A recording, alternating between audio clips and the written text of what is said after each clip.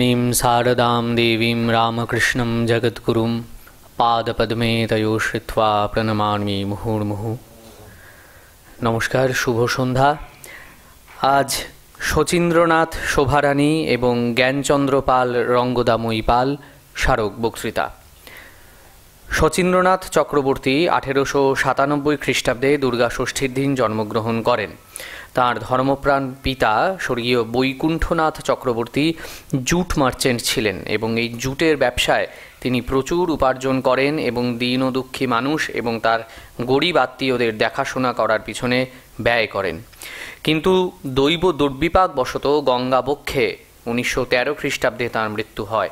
তখন তাঁর 4 অনাথ কন্যা, 3টি শিশুপুত্র এবং 16 বৎসরের জ্যেষ্ঠ পুত্র শচীন্দ্রনাথ।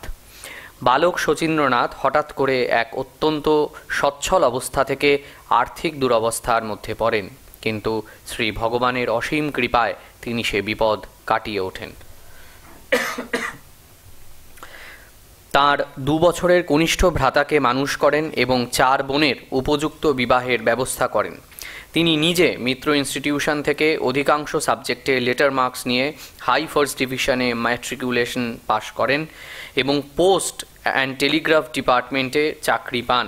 চাকরির কয়েকদিনের মধ্যে 1921 খ্রিস্টাব্দে ডিসেম্বরে গান্ধীজির অসহযোগ আন্দোলনে অংশ নিয়ে 1.5 মাস আলিপুর জেলে সশ্রম কারাদণ্ড ভোগ করেন। তাঁর এই কারাবাসের কথা তিনি এতই গোপন রাখতেন যে তাঁর সন্তানেরাও এই বিষয়ে বাইরের লোকের কাছ থেকে এবং অফিস কলিগদের কাছ থেকে অবগত হন। তিনি স্বপ্নে শ্রী শ্রী ঠাকুরের কাছ থেকে দীক্ষা লাভ করেন এবং নিত্য কথামৃত ও গীতা পাঠ করতেন।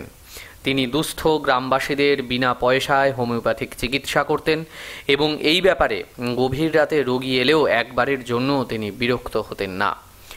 29 ফেব্রুয়ারি 1984 খ্রিস্টাব্দে শিবরাত্রির দিন তার শরীর চলে যাওয়ার পর গ্রামের জমিদার ও অন্যান্য বহু গুণী মানুষ বলেছিলেন, আমাদের গ্রামের একজন মহাপুরুষ চলে গেলেন।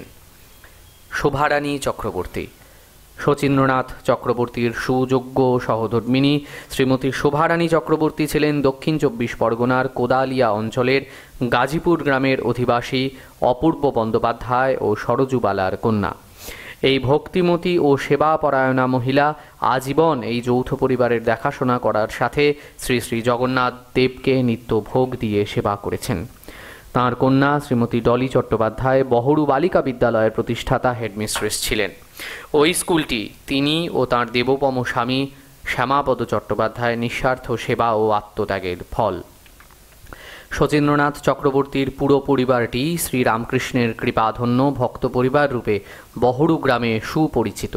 এছাড়াও এদের বাড়িতে শ্রী শ্রী জগন্নাথ দেবের বিগ্রহ তাঁরই কৃপায় বহু বৎসর ধরে নিত্য পূজিত ও অন্নভোগ দিয়ে সেবিত হয়ে আসছেন। সেজন্য বহরু গ্রামে এদের বাড়ির নাম জগন্নাথ বাড়ি। শচীন্দ্রনাথ শোভারানী স্মারক বক্তৃতা। শচীন্দ্রনাথ চক্রবর্তীর ছেলে মেয়েদের, বিশেষত তার কন্যা শ্রীমতী ডলি চ্যাটার্জি এবং পুত্র শ্রী তরুণ চক্রবর্তী মহাশয়, পুত্রবধূ শ্রীমতী কল্পনা চক্রবর্তী এবং পৌত্র শ্রীমান সব্যসাচী চক্রবর্তী প্রমুখর পৃষ্ঠপোষকতায় আয়োজিত।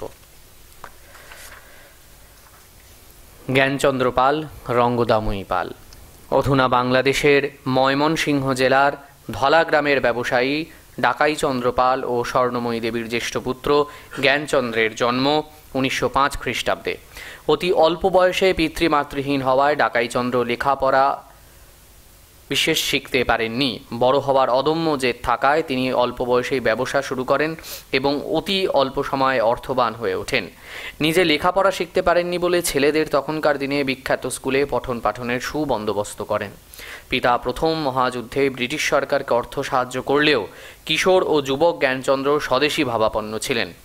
বৈষয়িক ব্যাপারে উৎসাহ কম থাকায় পিতার ব্যবসায় বিশেষ সাহায্য করতে পারেননি। তদুপরি ভাই বোনদের মধ্যে বড় হওয়ায় ও 8 ভাই ও 2 বোনের ভার নিতে হয়েছিল বলে নিজে উচ্চশিক্ষায় বিশেষ এগোতে পারেননি। জ্ঞানচন্দ্রের ভাই পাল মহাশয়ের উৎসাহ ও কর্তব্য স্থির থাকায় ভাইয়েরা সকলেই সমাজে লব্ধ প্রতিষ্ঠিত উকিল, নবাবের ব্যক্তিগত হোমিওপ্যাথিক ডাক্তার, বিশ্ববিদ্যালয়ের শিক্ষক হন। সবচেয়ে ছোট ভাই রামকৃষ্ণ মিশনের সাধু প্রয়াত স্বামী ভূদেবানন্দজি মহারাজ। দেশভাগের পর সহায় সম্বলহীন মাস্টারমশাই জ্ঞানচন্দ্র যাদবপুর উদ্বাস্তু এলাকায় অন্যদের সঙ্গে একটি প্রাথমিক বিদ্যালয় স্থাপন করেন এবং সেখানে প্রধান শিক্ষক হিসেবে কর্ম পরিচালনা করেন।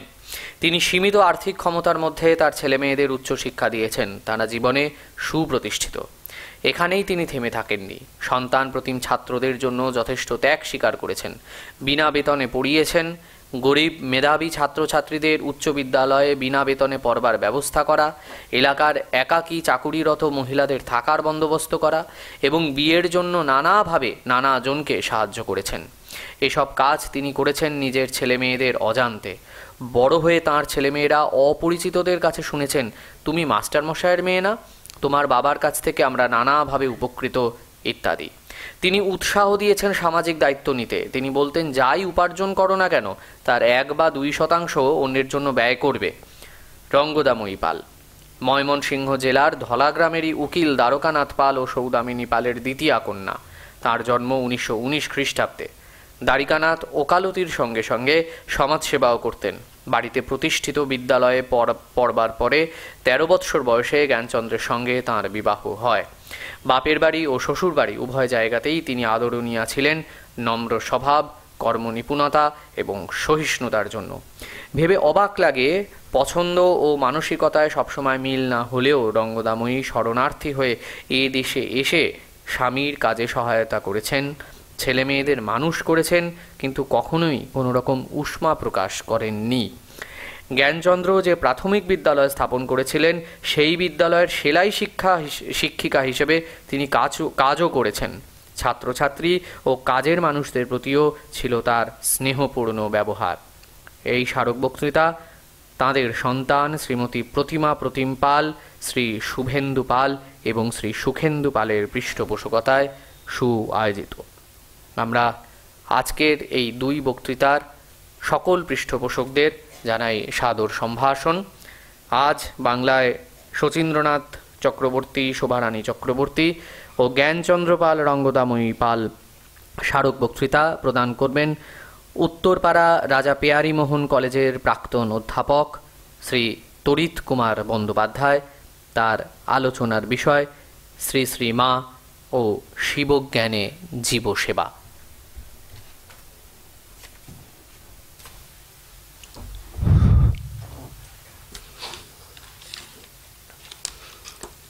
ভগবান শ্রীরামকৃষ্ণদেবের চরণে প্রণাম, জগজ্জননী শ্রী শ্রী মার চরণে প্রণাম, স্বামীজির চরণে প্রণাম।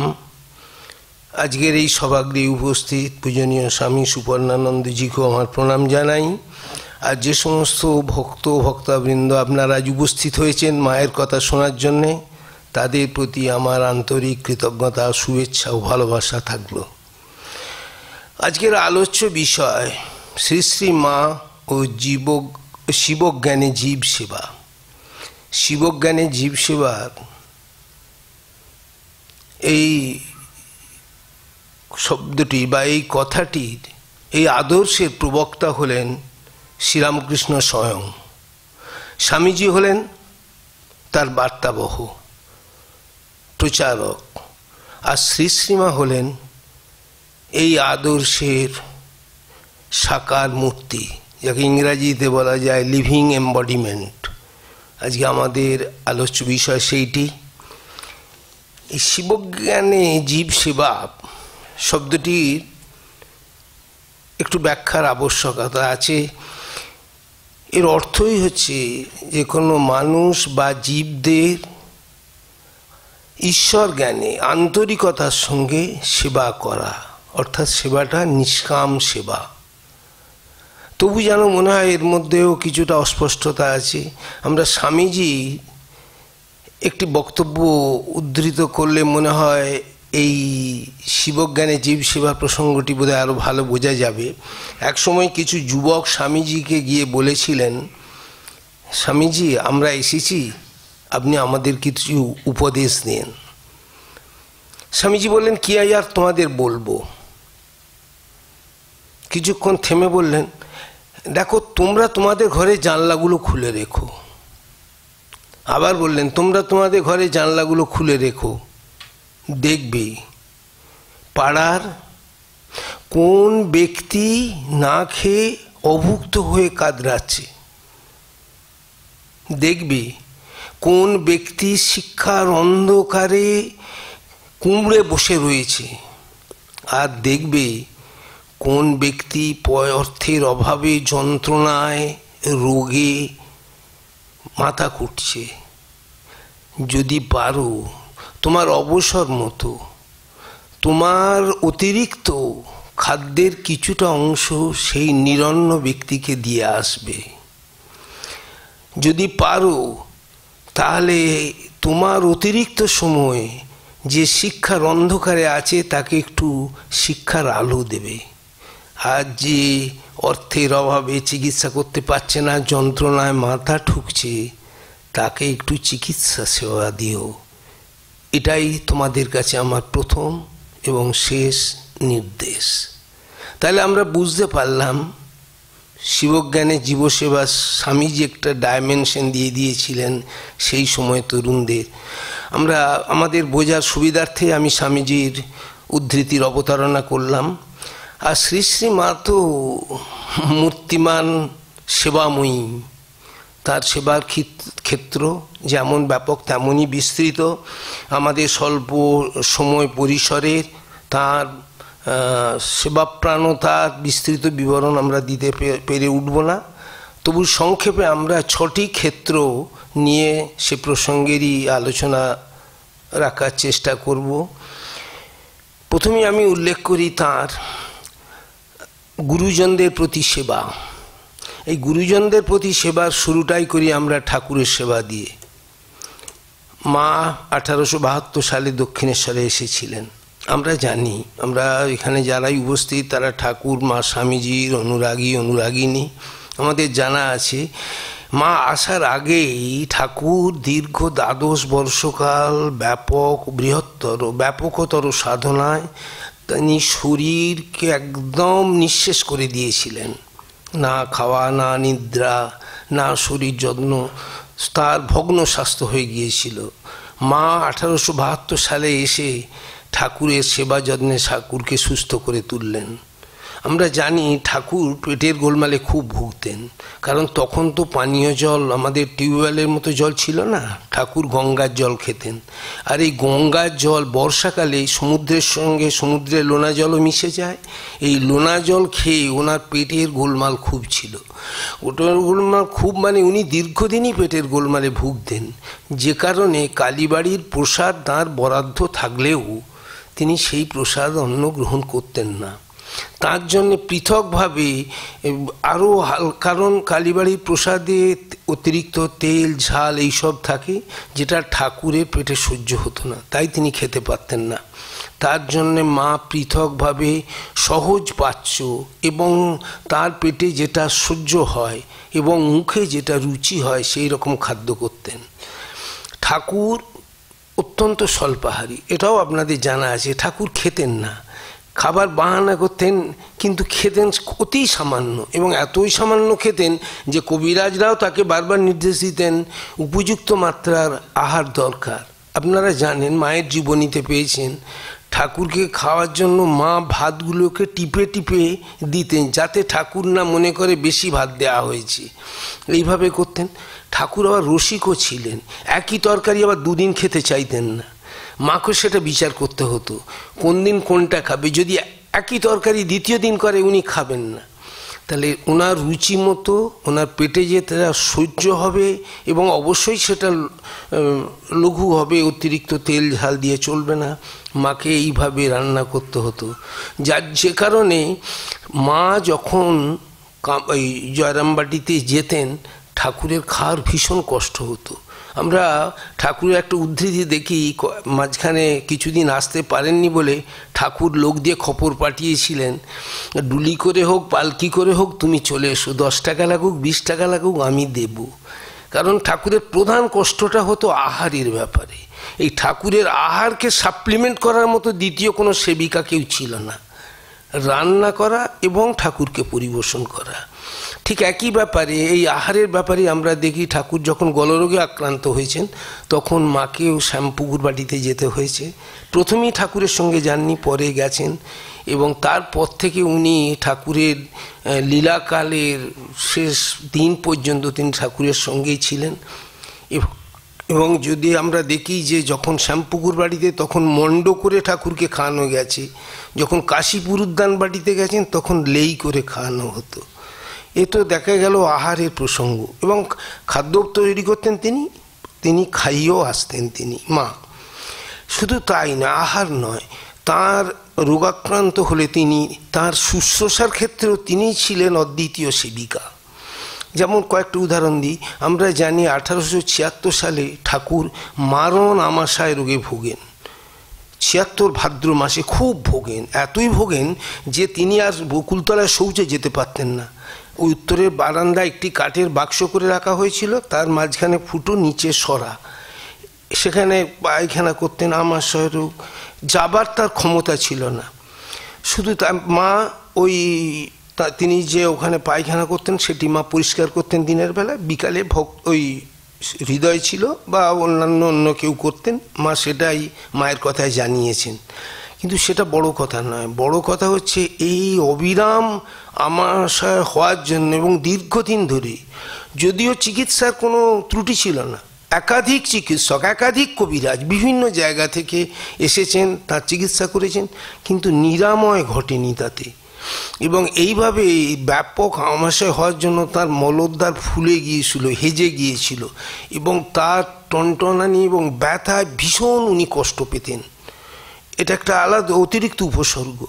এই সময় আমরা পড়েছেন মায়ের কথায় যে কাশীর এক মেয়ে এসেছিল, সেই মহিলার কিছু পরিচয় জানা গেছে, তাকে বলা হতো বৈষ্ণবী মাতা, তার নাম জাহ্নবী দেবী। তার পূর্বাশ্রম ছিল পূর্ববঙ্গে, তার বাবা ছিলেন প্রখ্যাত কবিরাজ, তিনিও কাশীবাস হয়েছিলেন, তার কন্যা উনিও বাল্যবিধবা, তিনিও কাশীতে থাকতেন।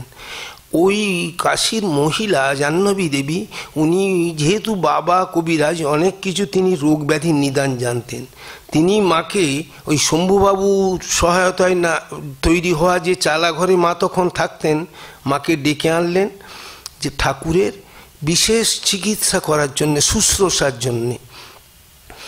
তখন এসে তিনি কি করলেন, এই প্রদীপের যে সলতে যে আগুন, সেটা বুড়ো আঙুলে নিয়ে 21 বার সেই ফুলো জায়গাটাতে 21 বার টিপ দিতে হতো, সেক দিতে হতো। এইভাবে মা তো খুব চিন্তায় পড়েছিলেন, একে আমাশয়, তাতে যদি আবার ওই গরম সেক, কিন্তু তাতে একটু সুস্থ হলো। তিনি ছিলেন, অন্য সূত্র থেকে আমরা জানি যে কাশীর এই প্রাচীন মেয়ে যার নাম জাহ্নবী দেবী, তিনি পক্ষকাল মাত্র জয়রামবাটিতে ছিলেন, কিন্তু অপর আমরা প্রভানন্দজির বর্ণনাতে জানতে পারি ঠাকুর কিন্তু 1 মাস কাল ওই রোগে ভুগেছেন এবং 1 মাস ধরেই চিকিৎসকদের যাতায়াত ছিল। তার মানে বাকি 15 দিন মাকে ওই শুশ্রূষা দিয়ে ঠাকুরকে সুস্থ করে নিতে হয়েছিল। এই আমাশয় ব্যাধি ব্যতীত ঠাকুর ম্যালেরিয়াতেও আক্রান্ত হয়েছেন, তখনও মায়ের সেবা শুশ্রূষাতেই তিনি সুস্থ হয়েছেন। ম্যালেরিয়া আক্রান্ত হয়েছেন কামারপুকুরে, আবার দক্ষিণেশ্বরে ফিরেও হয়েছেন। তৃতীয়বার আমরা দেখতে পাই মায়ের শুশ্রূষা কাশীপুর উদ্যানবাটিতে। শেষের দিকে ঠাকুর জল পর্যন্ত আর গ্রহণ করতে পারতেন না, মুখে পুঁজ আর রক্তে গলাটা একদম চোপ্ট হয়ে যেত। মা খাওয়াতে এসে দেখতেন কিছুই তার মুখ দিয়ে যাচ্ছে না, জল পর্যন্ত গড়িয়ে আসছে। মা কি করতেন, তুলোর ওই শোল থেকে ঘিয়ে ডুবিয়ে ওই গলা হাঁ করে ওই পুঁজ রক্তকে আস্তে আস্তে ওই তুলোটাতে গায়ে জড়িয়ে যেত, ওইভাবে পরিষ্কার করে করে ঠাকুরের ওই যেটাকে আমরা গ্রাসনালী বলি, তার আগে যদিও গলবিল অংশ আছে, ওই অরোফ্যারিংস, সেটার জায়গায় ওই গ্রাসনালীর কাছ পর্যন্ত উনি পরিষ্কার করে দিতেন। তারপরে কিন্তু ঠাকুর কিছু তরল খাদ্য গলদকরণ করতে পারতেন। এইভাবে ঠাকুরের আহার, ঠাকুরের রোগের শুশ্রূষা, তাছাড়া তার দৈনন্দিন পদসেবা, তৈলমার্জন, স্নান করানো, সমস্ত সেবাই তিনি করেছেন। ঠাকুরের যেমন তিনি সেবা করেছেন, তেমনি ঠাকুর জননী চন্দ্রমণীয় দেবী ওখানে থাকতেন। তখন তিনি মা তো এসেছেন পরে, চন্দ্রমণি দেবী তারও আগে এসেছেন, তখন উনি সক্ষম ছিলেন। আর যখন মা এসেছেন তখন তিনি বৃদ্ধা এবং চলশক্তিহীন তিনি থাকতেন। শেষের দিকে তিনি চোখে ভালো দেখতেও পেতেন না। মা তার স্নান করানো, তাকে তার খাবার তৈরি করা, তাকে খাওয়ানো, এই সব দায়িত্ব নিয়েছেন। যেমন তিনি ঠাকুরের সেবা করেছেন, চন্দ্রমণির সেবা করেছেন, সেই রকম তিনি তার জনক জননীরও সেবা করেছেন। সেটা ব্যতীত আমরা জানি মায়ের খুড়া নীলমাধব, যিনি অকৃতদাস ছিলেন এবং রামচন্দ্র মানে মায়ের বাবার পরিবারেরই একজন হয়ে থাকতেন, তারও সেবা করেছেন। আপনারা জানেন মায়ের জীবনীতে তিনি মায়ের কাছেই ছিলেন এবং বাগবাজারে মায়ের বাড়িতেই তিনি শেষ নিঃশ্বাস ত্যাগ করেন। এইভাবে দেখা যায় মা তার গুরুজন যারা ছিলেন তাদের সকলেরই তিনি অক্লান্ত পরিশ্রম করেছেন। এরপর সাধুদের সেবা। মা শৈশব থেকেই সাধু সন্ন্যাসীদের প্রতি প্রচণ্ড শ্রদ্ধাশীল ছিলেন। ঠাকুরের মহাপ্রয়াণের পর 1866 সালে তিনি গেলেন, 1886 সালের শেষের দিকে তিনি বেরুলেন এবং 1887 সালে তিনি বর্ষব্যাপী বৃন্দাবন ভ্রমণ সেরে ফিরলেন। এই কালে তিনি কাশীতে গিয়েই সাধু চামেলিপুরী ও ভাস্করানন্দের সাক্ষাৎ করেন। তাদের ধ্যান তন্ময় এবং নির্বিকার চিত্তের অবস্থান দেখে তিনি মোহিত হয়ে যান।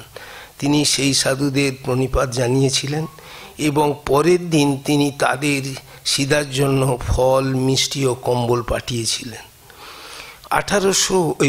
1912 সালে দুর্গাপূজার পর মা তৃতীয়বার কাশী ভ্রমণে বের হন। তখন কাশীতে গিয়ে তিনি দত্তদের যে লক্ষ্মী নিবাস ঘর আছে সেই ঘরটি তখনই উদ্বোধন হয়, মা সেই ঘরে ছিলেন। সেই কালে মা রামকৃষ্ণ মিশনের অদ্বৈতাশ্রম এবং সেবাশ্রম পরিভ্রমণ করেন এবং খুব আনন্দ প্রকাশ করেন। সেখানে তিনি তাদের ঠাকুরের এই সেবা যজ্ঞে তিনি 10 টাকা দানও করেছিলেন, এ আমাদের জানা আছে।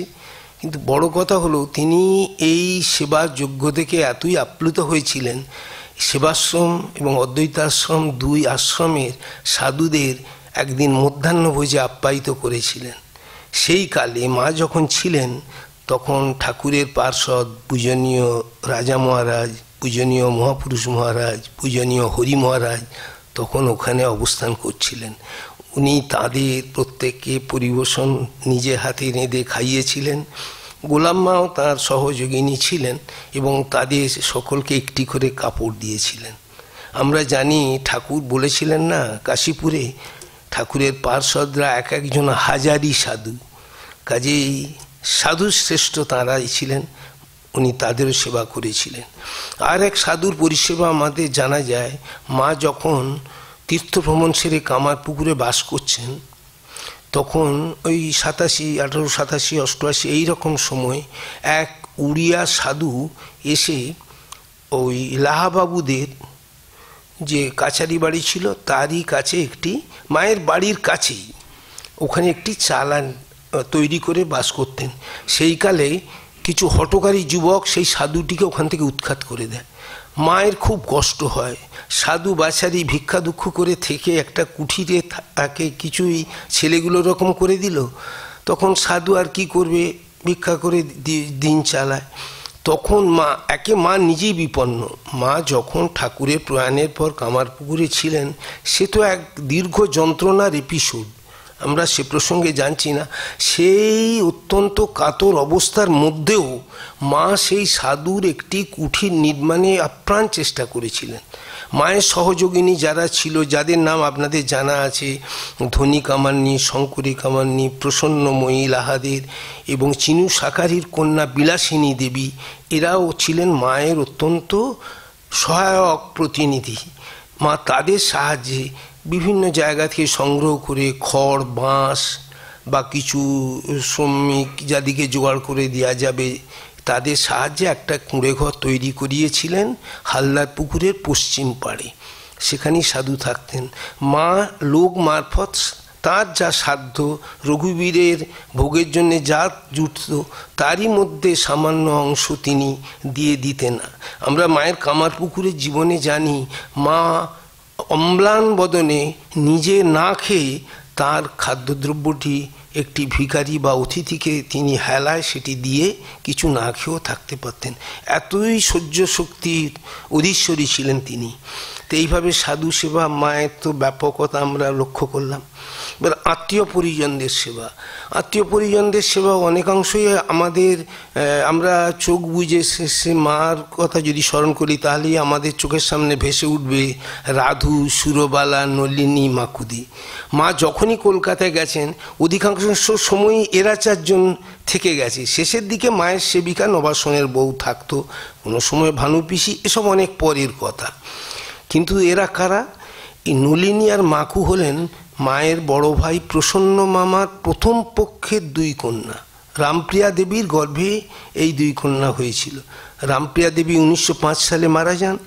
1906 সালে প্রসন্ন মামা আবার বিবাহ করেন সুভাষিনী দেবীকে। মায়ের জীবদ্দশায় সুভাষিনী দেবীরও দুই কন্যা হয়, নাম কমলা, বিমলা। এই নলিনী মাকু তো ওতপ্রোত মায়ের সঙ্গে জড়িত, আর কমলা বিমলা মানে দ্বিতীয় পক্ষের যে দুই ভাইজি তারা তখন ছোট হলে কি হবে, ওরা বড়রা যেমন মায়ের সঙ্গে তারাও সঞ্চারমানা ছিলেন, কিন্তু এরা তা পারতেন না। কিন্তু এদের মাঝে মাঝে ভীষণ মারাত্মক ব্যাধি আক্রান্ত হয়েছিল। মায়ের সেবা শুশ্রূষা বা দৈবী প্রভাবে তারা সুস্থ হয়েছিলেন। মায়ের তৃতীয় ভাই, দ্বিতীয় ভাই তো অকালে মারা গেছে উমেশ, তৃতীয় ভাই কালীকুমার। কালীকুমারের স্ত্রী অধিকাংশ সময় বাপের বাড়িতে, মানে মোড়া গেড়ে বাপের বাড়িতে থাকতেন। তারই মধ্যে তার পুত্র ভূদেব, তাকে আমরা অধিকাংশ সময়ই দেখি মায়ের সঙ্গে। একবার তিনি মামা বাড়ি থেকে জয়রামবাড়ি আসার পথে সর্পদংশন ক্লিষ্ট হন, কিন্তু মায়ের কৃপাতেই বা মায়ের সেবায় তিনি সে যাত্রায় প্রাণে রক্ষা পান। তিনি পড়াশোনা করেছিলেন মায়ের বাড়িতে থেকে, তার মানে তিনিও সামগ্রিক সেবা সবই মায়ের কাছ থেকে নিয়েছিলেন। বালককে তার সেবা করবে মাই, আমাদের মাই তার মায়ের ভূমিকায় অবতীর্ণা হয়েছিলেন। আর তার পরের ভাই হচ্ছে বরদা প্রসাদ। বরদা প্রসাদের স্ত্রীর নাম হচ্ছে ইন্দুমতি দেবী, খুব মায়ের স্নেহধন্য ছিলেন। আমাদের বিবরণ দেখে যা মনে হয় মা অন্যান্য তার ভাতৃজাদের মধ্যে ওনাকেই বেশি ভালোবাসতেন। বয়সে কনিষ্ঠা ছিলেন বলেই হয়তো। তার কনিষ্ঠ পুত্র বিজয় হওয়ার কালে তিনি ভীষণ অসুস্থ হন, হওয়ার আগেই প্রসূতি অবস্থায়, মানে আসন্ন প্রসবা যখন তিনি ভীষণ অসুস্থ। মা ভেবেছিলেন বোধহয় ওই বাচ্চা নিয়েই ইন্দু মারা যাবে। মা প্রাণ তার সেবা যত্ন করেছেন। এমন সময়, এটা শেষের দিকে, সম্ভবত 1917 সালে মা তার সেবা করেছেন। তার বাড়িতে আর কেউ নেই, পৃথক বাড়িতে থাকে সে। মায়ের তখন নতুন বাড়ি হয়ে গেছে, তথাপি মা তার বাড়িতে গিয়ে তার রান্না করছেন।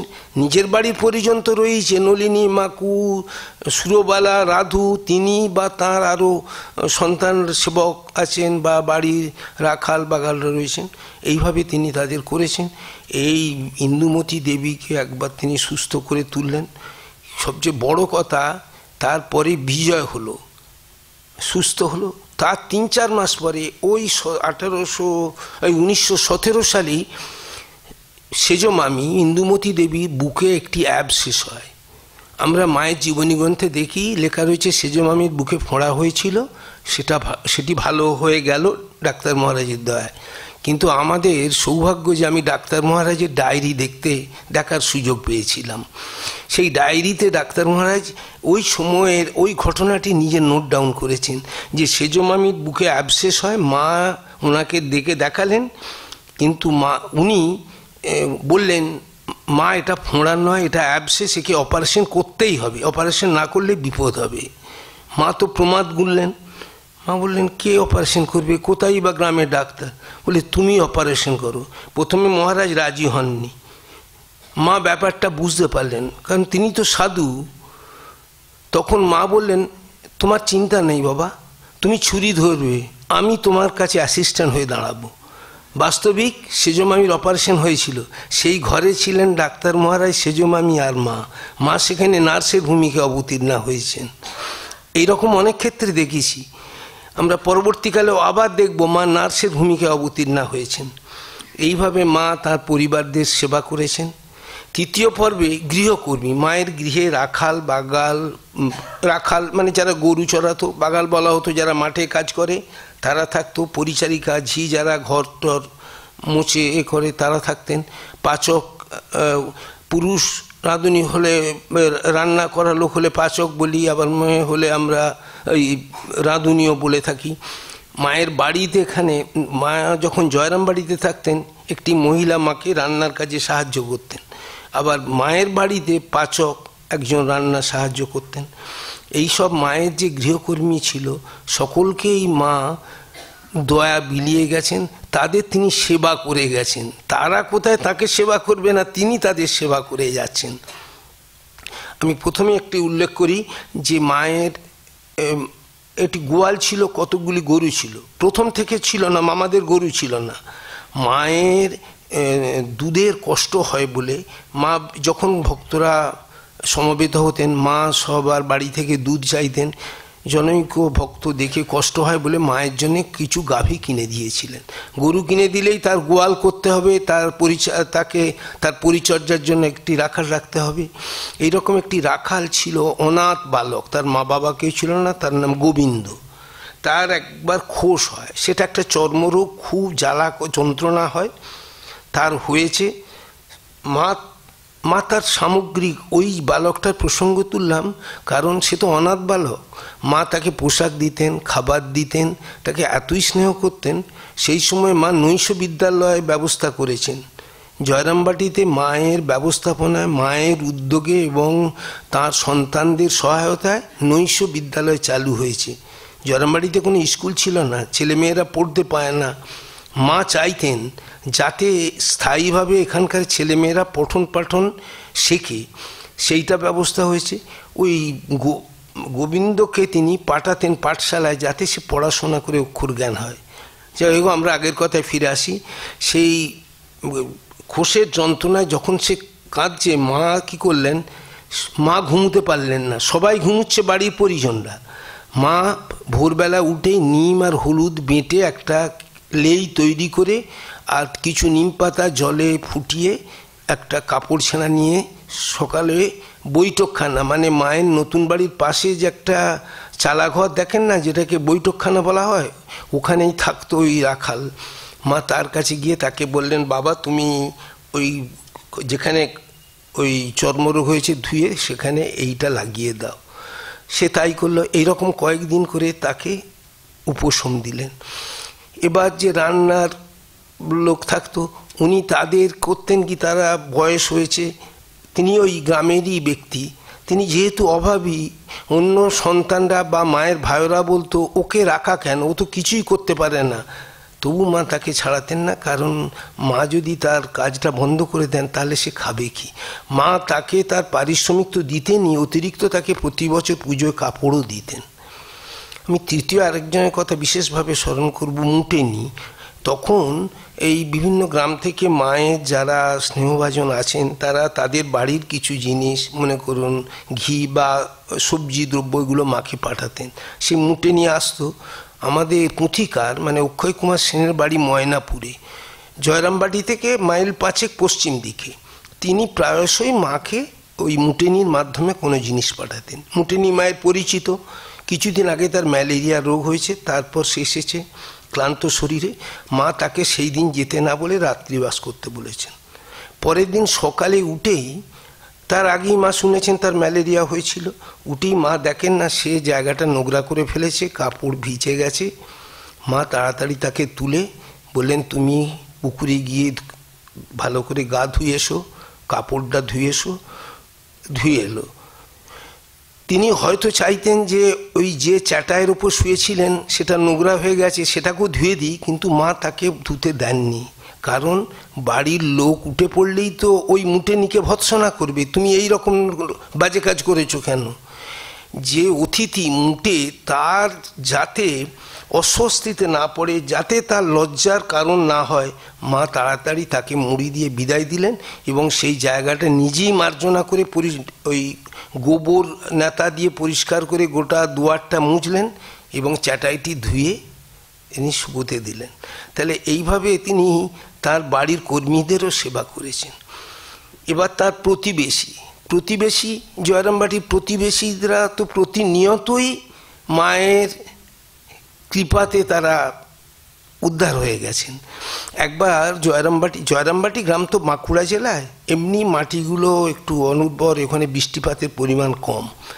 এক বছর অনাবৃষ্টি হলো, ফসল হয়নি। দ্বিতীয় বছর বর্ষাকালে মেঘের নাম নেই দেখে গ্রামবাসীরা একবার মায়ের কাছে এসে, যাদের দিদি তারা দিদি সম্বোধন করে, যারা ছোট তার নাম বলে, যাদের পিসিমা তাদেরকে বলে পিসি, এবছরও তো আকাশে মেঘ নেই, বৃষ্টি হলো না, তাহলে বাচ্চাদের পেটে কি দেব?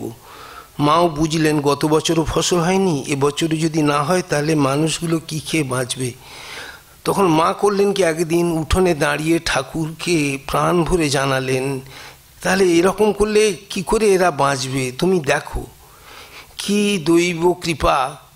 সেদিনই বিকালে ভীষণ মেঘ হলো, ভীষণ বৃষ্টি হলো।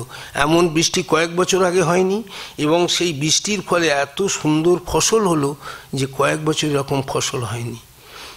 এইভাবে গ্রামবাসীদের সামগ্রিকভাবে মা তাদের উপকারে তাদের সামগ্রিক সেবা দিয়ে গেছেন। তারপর মা বুঝতেন ওখানে চাষবাস করতে গেলে একটা স্থায়ী জলের দরকার হয়। জল কোথায়? ছোটোখাটো পুকুরগুলোর জলগুলো সব তো সেচের উপযোগী নয়। মায়ের যে দিঘি আপনারা দেখেছেন আহের, ওই দিঘিতে যাতে ওই আমোদরের জলকে রাখা যায়, সঞ্চয় করে রাখা যায়, সেই ব্যবস্থা করার জন্য মায়ের এক অনুগত সন্তান বিভূতি ঘোষকে বলেছিলেন, তিনি ব্যবস্থা করেছিলেন, এবং ওই আহেরের জল নিয়ে চাষিরা জমিতে চাষ করতেন। সে ছাড়াও ওই প্রতিবেশীদের যার যখন যা প্রয়োজন হতো মায়ের কাছে আসতেন, মা তাদের সাধ্য মতো সাহায্য করতেন। ওই গ্রামেরই এক ব্যক্তি, এক বিধবা মহিলা, তাকে বইয়েতে লেখা আছে রাজেন বাড়ুজ্যের স্ত্রী, বিধবা স্ত্রী, তার কান পচে গিয়েছিল, কানের ঘা গভীর পর্যন্ত গিয়েছিল। মা তখন সদ্য কলকাতা থেকে বাড়িতে গিয়ে শুনলেন রাজেন মুখুজ্জের স্ত্রীর কান দিয়ে পোকা বেরোচ্ছে এবং দুর্গন্ধের লোক যাচ্ছে না। মা তা সত্ত্বেও সেটা শুনে মায়ের কাছে যা ফার্স্ট এড সামগ্রী ছিল, তুলো বা টিনচারাইডিন জাতীয়, তখন নিশ্চয়ই কলকাতা মায়ের সন্তানদের যাতায়াত ছিল, তো নিশ্চয়ই প্রাথমিক ব্যবস্থা রেখেছিল। মা যেটা জানেন, নিম পাতার জল করে নিয়ে মা এক সেবককে সঙ্গে নিয়ে ওই রাজেন বাণিজ্যের স্ত্রী, যার নাম সৌদামিনী দেবী, তাকে গিয়ে ওই দুর্গন্ধময় পরিবেশে থেকে তিনি তার কানটা প্রাথমিক পরিষ্কার করে এলেন, নিজে করলেন, যাতে তার এই কষ্ট না হয়। সে তো চিৎকার করছে, করে এলেন। তখন তিনি বুঝলেন এটা অল্পেতে যাবে না, এর ব্যাপক চিকিৎসার দরকার। তিনি তখন তার সন্তান, আমাদের বরদা মহারাজ ছিলেন এবং ওখানে কেদার মহারাজ গোয়ালপাড়ায়, তাদের সহায়তায় ওই বাণিজ্যগিন্নিকে মানে সৌদামিনী দেবীকে গোয়ালপাড়ায় পাঠানো হলো। সেখানে তখন একটি সরকারি চিকিৎসালয় ছিল, সেখানে তার চিকিৎসা করেছিলেন এবং ওষুধপত্র পেয়েছিলেন। ওই গোয়ালপাড়া আশ্রমের ব্রহ্মচারীরা তার পর্যাপ্ত শুশ্রূষা করেছেন, তথাপি তাকে বাঁচানো যায়নি, কেননা ঘাড়টা বহুদূর বিস্তৃত হয়েছিল। এইভাবে মা প্রতিবেশীদের জন্য আপ্রাণ চেষ্টা, সেবা শুশ্রূষা দিয়ে গেছেন। তারপর আমরা দেখতে পাব যে মা ইতর জীবজন্তুরও প্রতি তার সেবার হস্ত কেমন প্রসারিত রেখেছিলেন। রাসবিহারী মহারাজ মানে স্বামী অরূপানন্দ একবার মাকে জিজ্ঞাসা করেছিলেন, আচ্ছা মা, তুমি কি সবারই মা? মা বলেছিলেন, হ্যাঁ আমি সবারই মা, ইতর জন্তুদের জীবজন্তুরও মা, মানে জীবজন্তুদেরও মা আমি। তার কয়েকটা প্রসঙ্গ আপনারা জানেন। মায়ের বাড়িতে একটি চন্দনা পাখি ছিল যার নাম গঙ্গারাম। মা তার খাঁচা পরিষ্কার করতেন, তাকে খেতে দিতেন। সে মা মা বলে ডাকত। যখন ও মা বলতো, মা বলতেন যাই বাবা যাই বাবা। এমনকি এই গঙ্গারাম বলতো হরে কৃষ্ণ কৃষ্ণ কৃষ্ণ হরে হরে। গঙ্গারাম যখন মারা যায়, মা বলেছিলেন ওকে গেরুয়া কাপড়ে জড়িয়ে নিয়ে আমোদরের তীরে ওকে সমাধি দিও, তাই দেয়া হয়েছিল। রাধুর অনেকগুলি বিড়াল ছিল। মা একবার অনেকগুলি বিড়ালরা খাবারে মুখ দেয়। জ্ঞান মহারাজ একবার একটি বিড়ালকে মেরেছে। মা সেটা থেকে খুব কষ্ট পেয়েছে। মা কিছু বললেন না। কথা প্রসঙ্গে বললেন, আচ্ছা বিড়ালদের কে কবে আবার নিজের থেকে খেতে দেয়? ওরা তো চুরি করেই খাবে। এই হলো। কিন্তু বড় কথা, মা একবার চলে আসছেন, আর জ্ঞান মহারাজ তখন মায়ের সেবক, তিনি জয়রামবাড়িতে থাকবেন, বিড়ালগুলো থাকবে ওই জ্ঞান মহারাজের পরিচালনায়। মা আসার সময় জ্ঞান মহারাজকে ডেকে বললেন, বাবা জ্ঞান, জানবে ওই বিড়ালের মধ্যেও আমি আছি। সেই দিন জ্ঞান মহারাজ বিড়াল মারার লাঠিটাকে চিরকালের জন্য ফেলে দিলেন। তারপর তিনি কি করতেন, এই চুনো মাছ, ছোট ছোট মাছ সংগ্রহ করতেন, ভাজতেন, ভেজে ভাতের সঙ্গে মিশিয়ে বিড়ালগুলিকে দিতেন। একবার ওই রাধু দুটি বিড়ালে মারামারি করতে গিয়ে একটির পা ভেঙে যায়। সেই দিনই মা তখন ভাবছেন, আহা বিড়ালটার পা ভেঙে গেল, ও তাহলে শিকার করবে কি করে, সে কেমন করে শিকার ধরে খাবে, সেই চিন্তায় মা আমাদের অধীর। তখন নলিন ডাক্তার, চন্দ্রকোনার ডাক্তার নলিন বিহারী সরকার এসেছেন। মা তাকে সব বলতে মায়ের কষ্ট বুঝে তিনি নিজেই ওই ভাঙা পাটা মারামারি করে ভেঙেছে, কেউ লাঠি দিয়ে তার পা ভাঙেনি, সেটা ব্যান্ডেজ করে কয়েকদিন রাখলেন, তাকে ওষুধও দিলেন, হোমিওপ্যাথি ওষুধ। যাই হোক, বিড়ালটি সুস্থ হয়ে গেল। মায়ের বাড়িতে আগে আমরা বললাম রাখাল ছিল, অনেকগুলি গরু ছিল। আরেকটি ঘটনা, একটি বাছুর একদিন খুব চিৎকার করছে, অথচ তার মা যে গাভী সে রয়েছে। ইউজুয়ালি বাছুরগুলো তার মা না থাকলেই চিৎকার করে, তাকে বেঁধে সরিয়ে রাখলে চিৎকার করে, কিন্তু সে চিৎকার করতে দেখে মা খুব চিন্তিত হলেন। মা কেন, মায়ের সন্তানরাও, যেসব সন্ন্যাসী সন্তান ছিলেন, তারা ভাবলেন কি ব্যাপার, বাছুরটা এত চিৎকার করছে কেন, নিশ্চয়ই ওর পেটের কোনো গোলমাল, রোগ টোগ হতে পারে, হয়তো বাছুরটা আর বাঁচবে না। কারণ এই গবাদি পশুর চিকিৎসা তো তখন ছিল না, মানুষেরই চিকিৎসা নেই তো আর গবাদি পশুর।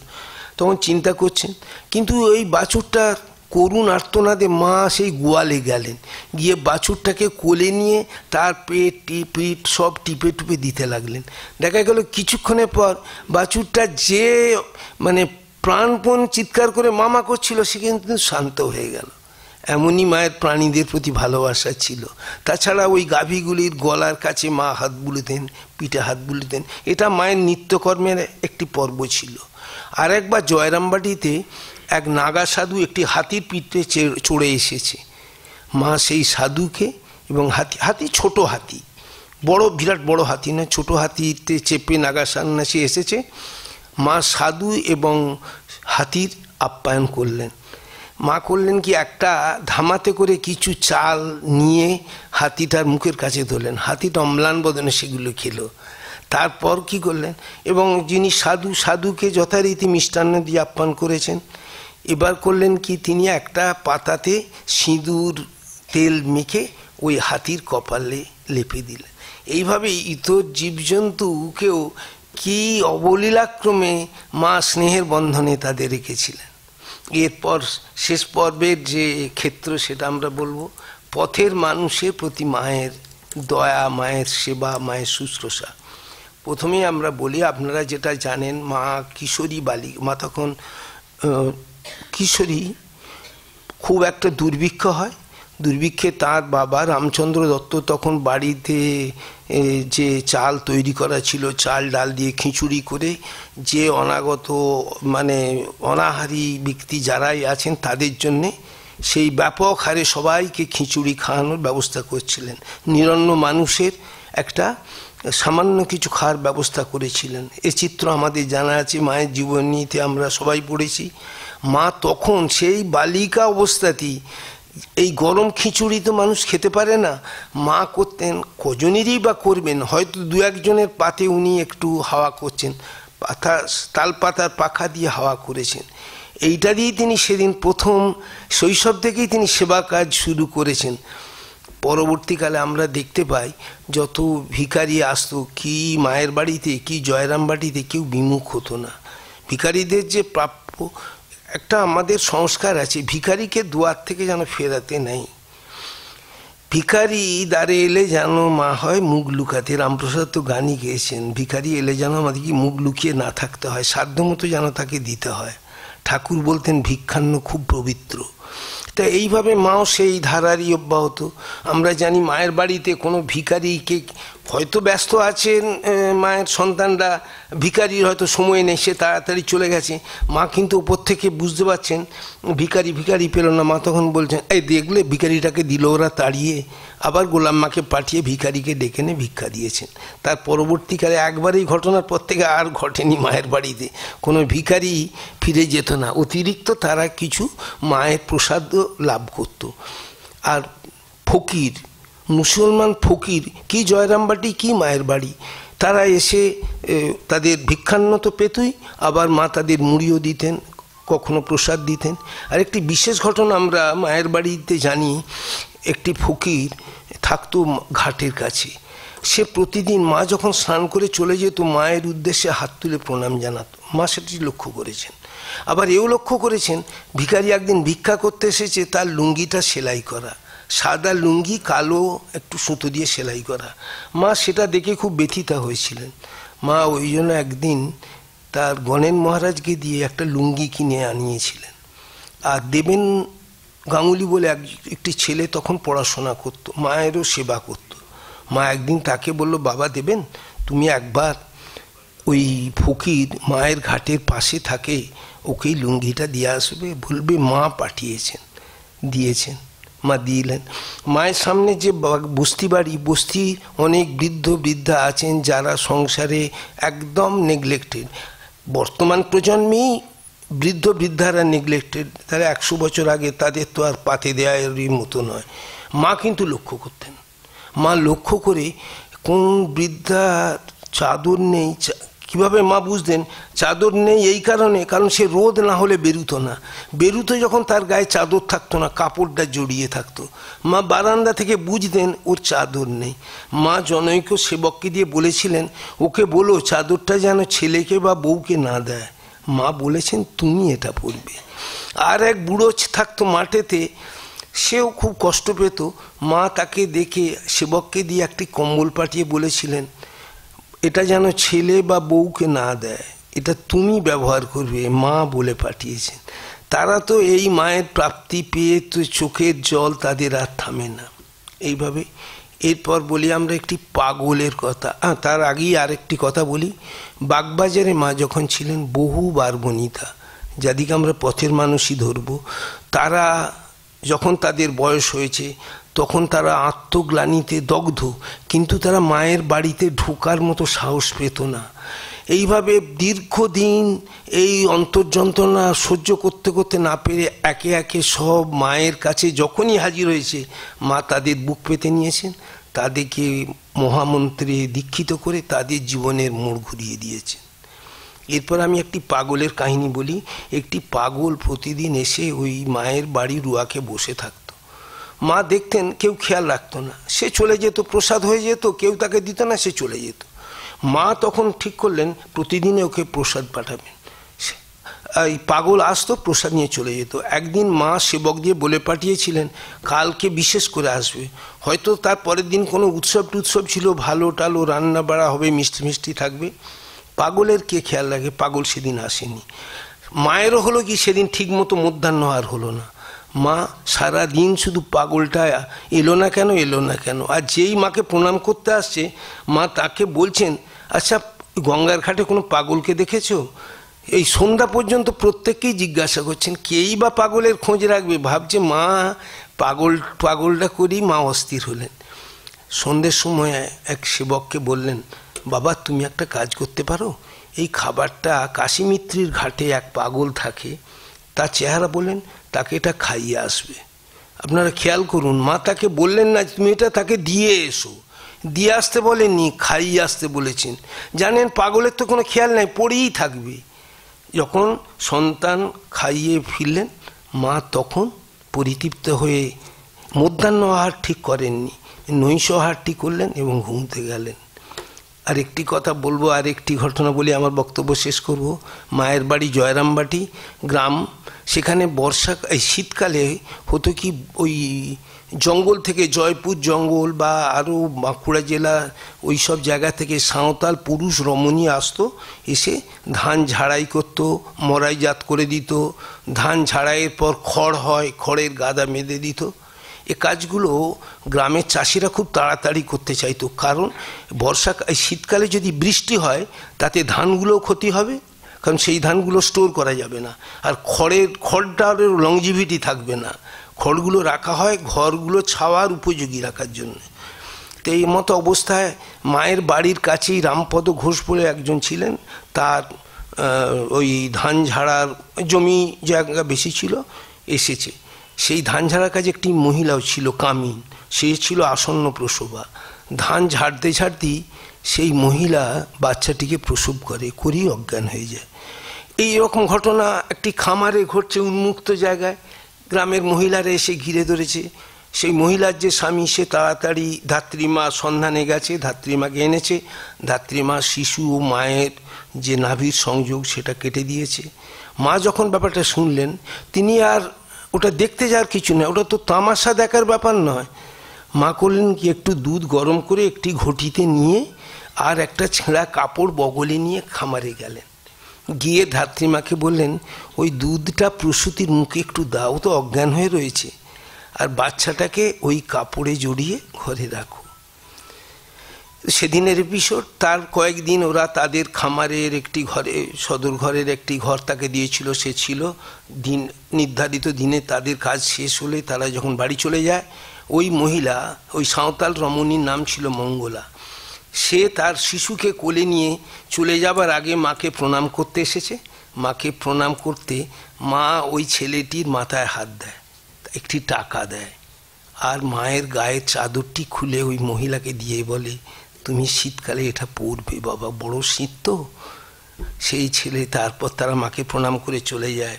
পরবর্তীকালে খোঁজ নিয়ে জেনেছি, আমি সেই জঙ্গলে গিয়েছিলাম, সেই ছেলেটির নাম মহাবীর।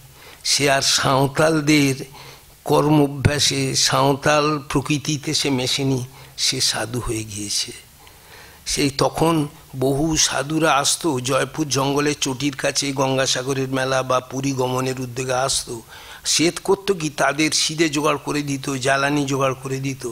কয়েক বছর এইভাবে সাধুদের সঙ্গে মিশতে মিশতে একবার সে সাধু হয়ে চলে যায়। কাজে সাঁওতালও মায়ের কৃপায় সাধু হয়ে গিয়েছিল। কাজেই আমরা মায়ের যে সেবাময়ী রূপের এতক্ষণ চিত্রায়ন ঘটানোর চেষ্টা করলাম, আপনারা সেটা অনুধ্যান করবেন। এইটা ধ্যানচিত্র আপনাদের কাছে আমি উপস্থাপন করলাম। ঠাকুর মা স্বামীজির কাছে প্রার্থনা, মায়ের যে মনের, মা যে সেবার স্রোতধা বইয়ে গেছেন, তার কিঞ্চিত মাত্র তিনি আমাদের মধ্যে ক্ষমতা দিন, আমাদের মনকে সেইভাবে সজীব করে দিন, যেন আমরা এইভাবে নিষ্কাম কর্মে ব্রতী হতে পারি। ঠাকুর মা স্বামীজি আমাদের সকলের কল্যাণ করুক। আপনারা সকলে ভালো থাকুন। জয় মা।